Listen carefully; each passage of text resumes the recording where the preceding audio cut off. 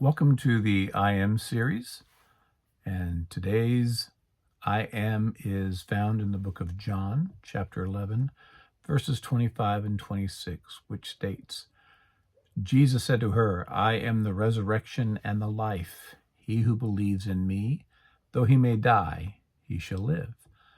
And whoever lives and believes in me shall never die. Do you believe this? This I am we are looking at today is I am the resurrection and the life. The context relates to a visit Jesus has with his friends Lazarus, Martha, and Mary, who live in Bethany near Jerusalem. This story is found in the 11th chapter of John. The 11th chapter of John is almost entirely devoted to the encounter of the story of Lazarus. Lazarus was a friend of Jesus. Jesus and his disciples had visited Lazarus and his sisters Mary and Martha before. They lived in Bethany, only a couple of miles from Jerusalem, so it is possible that each time Jesus and his disciples made their journey to Jerusalem, they had a standing invitation to stay with Lazarus and his sisters. We find in the first 3 verses of chapter 11 that Lazarus is sick. And a note is sent to Jesus from the sisters saying that Lazarus is sick. In fact, the way they put it stated, Lord, behold, he whom you love is sick. That's all they said in the note. Not come quickly, or you can heal him from where you are, but only Lazarus is sick. If we were Mary and Martha, would we expect Jesus to drop everything and come immediately to heal Lazarus because they knew that Jesus loved them? But as always, Jesus did the unexpected. When Jesus received the note in verse 4, he said, This sickness is not unto death, but for the glory of God, that the Son of God may be glorified through it. They stayed where they were for 2 more days, and then he told his disciples that they needed to go to Judea again. His disciples shared their concern that Judah was where the Jews wanted to stone Jesus. Jesus responded to the disciples with an analogy that while it is day, there is 12 hours to work, but at night is when men stumble, and that Lazarus was only sleeping, and that he would go wake up Lazarus. According to some scholars, Jesus said this to let the disciples be more at ease, reassuring them that he would be with them and they would not come to any harm because of the threat of the Jews. Once again, we see that the disciples do not understand what Jesus is saying when he said that Lazarus is only sleeping, because the disciples respond by saying, then he will get well, because they understood Jesus to mean that Lazarus was referring to resting or sleeping, not death. Jesus had to plainly tell his disciples that Lazarus was dead. Jesus then had to say to them, and I am glad for your sakes that I was not there, that you may believe. Nevertheless, let us go to him. Thomas then says, let us go too, so we can die with him, meaning dying with Jesus, because they thought the Jews might try and kill Jesus. Jesus realizes he still must speak plainly to the disciples because they are not comprehending what he was telling them about Lazarus being dead. Jesus was trying to explain to the disciples that Lazarus had to die so that God could be glorified and the Son of God could be glorified. Jesus had said similar words to the disciples in the 9th chapter of John with the blind man when they asked Jesus who had sinned, the blind man or his parents. But Jesus had responding by saying neither, but that the work of God could be displayed in him. Well, in the story, we are now just outside Bethany in verse 17, where Jesus meets Martha. It's interesting how we see Martha first in Luke's encounter in Luke chapter 10. Martha invites Jesus into their home and is busy going about getting everything ready, while Mary sits at Jesus' feet. And then we see Martha in the book of John later than this encounter in the 12th chapter, where Martha is serving and Mary is about to pour olive oil over the feet of Jesus. Martha is the one running about the house, being busy about the responsibilities of the house and seeing to the care of the guest. And Mary is the one listening or caring for Jesus. In this story, Martha is the one who leaves the house to go meet Jesus when he is close to the tomb of Lazarus.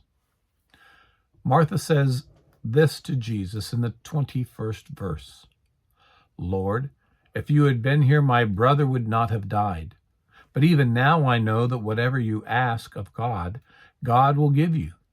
She is torn between blaming Jesus for not healing Lazarus while he was alive and sick, but still allowing hope in her mind and heart with a belief that Jesus can still perform a miracle.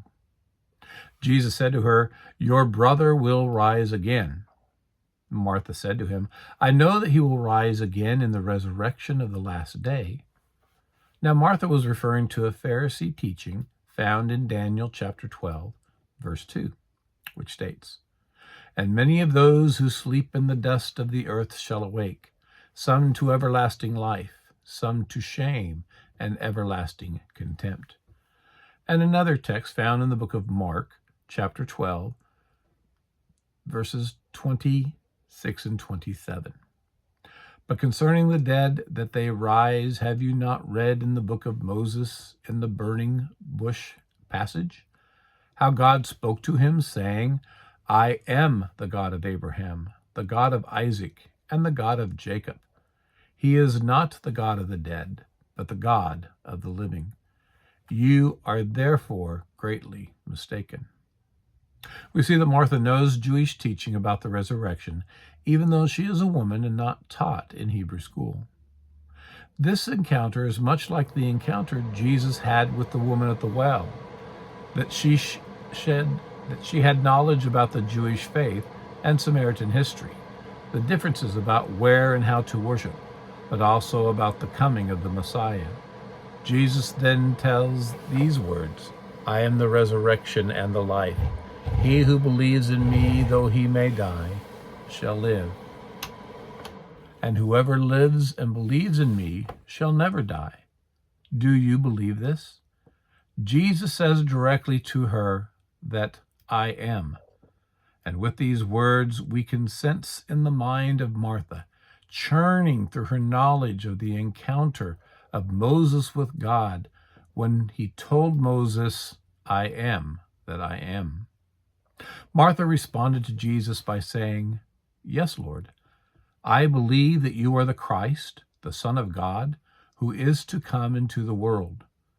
And then she left to go tell Mary that Jesus, or the teacher, is calling for her. It's interesting to note that Martha called Jesus the teacher to Mary because of what we know of Mary sitting at the feet of Jesus in their house, listening to his teachings. When Mary went to see Jesus, the Jews who were mourning with her followed her, thinking that she was going to the tomb of Lazarus to mourn there. The conversation Mary had with Jesus was also an accusation against Jesus when she said, "Lord, if you had been here, my brother would not have died." The next two observations John shares with his readers is how Jesus responds and how the Jews respond. Jesus asked to see where Lazarus was laid to rest. John describes Jesus as he groans in his spirit twice, and then Jesus wept.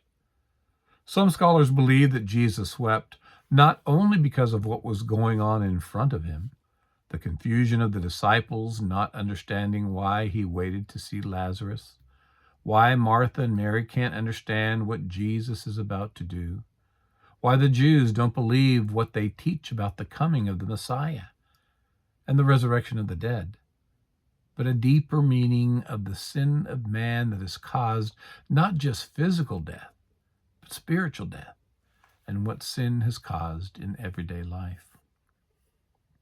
John had already stated that Jesus loved Lazarus and his sisters as close friends.